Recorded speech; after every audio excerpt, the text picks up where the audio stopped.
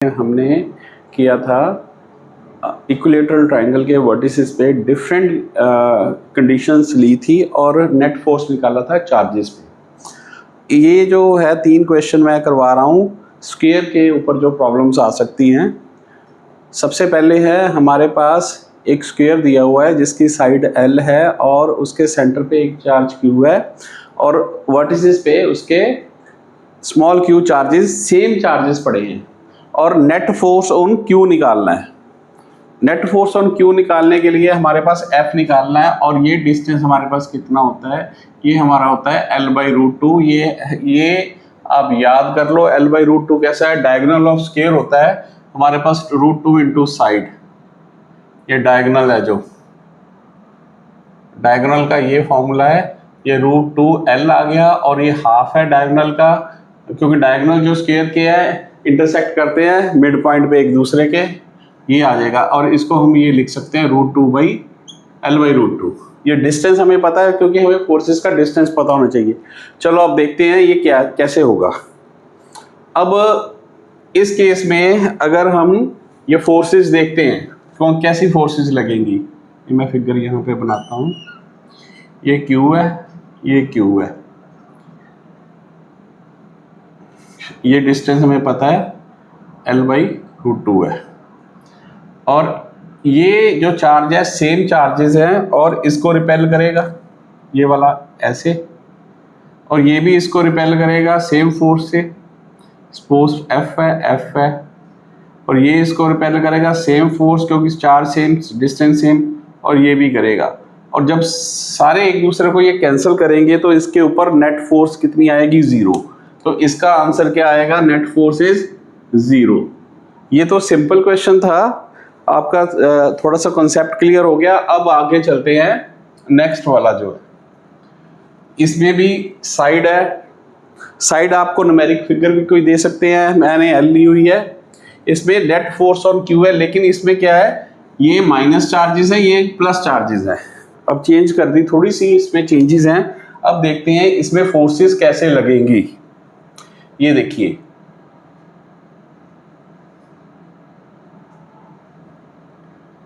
ये हमारे पास Q, ये माइनस Q, ये Q, साइड हमारे पास L है और net force on this Q निकालनी है।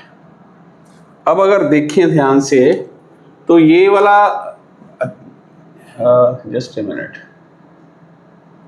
फिगर थोड़ी सी चेंज करते हैं, ये Q करते हैं, ये माइनस Q करते हैं इसको, अब फिगर बन जाएगी।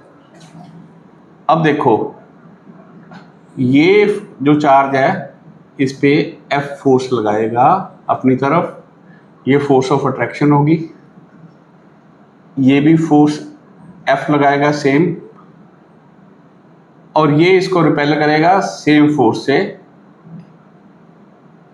और ये भी इसको रिपेल करेगा सेम फोर्स F से। ठीक है, अब हमारे पास क्वेश्चन आ गया वही सेम फॉर्म में बन गया। अच्छा, ये डिस्टेंस हमें पता है कि L/√2 है। अगर ये, अब इन दोनों में सबसे पहले Q और माइनस Q में फोर्स निकालते हैं, ये आएगी KQ² अपॉन L/√2 स्क्वायर, क्या आ जाएगा 2KQ² अपॉन L²। ठीक है, और ये वाला भी इसको अट्रैक्ट कर रहा है, ये भी सेम ही फोर्स होगी, फोर्स सेम होगी सबकी तरफ, और ये दोनों फोर्सेस सेम है। अब जब ये रिपेल करेगा तो ये जो रिपल्शन है और ये अट्रैक्शन है दोनों सेम लाइन पे है और दोनों सेम डायरेक्शन पे है, तो इस पे टोटल फोर्स इस तरफ कितनी हो गई, ये 2F, इस पे भी 2F आ गई। अब इनका दो फोर्सेस हमें पता चल गई।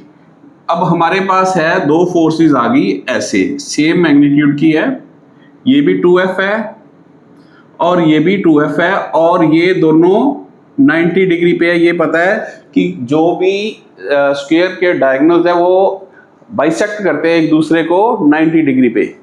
तो इनका जो, अगर फोर्सेस सेम है तो रिजल्टेंट जो आएगा वो बाइसेक्ट करेगा, मींस ये 45 पे होगा, और ये जो रिजल्टेंट क्या आएगा, हमने पढ़ा हुआ है √2F. This will be √2F. The resultant force will be √2F. और अगर इसकी इन्होंने F की अगर तो इन टर्म्स ऑफ F पूछा है आंसर में तो आपने ये लगा देना है.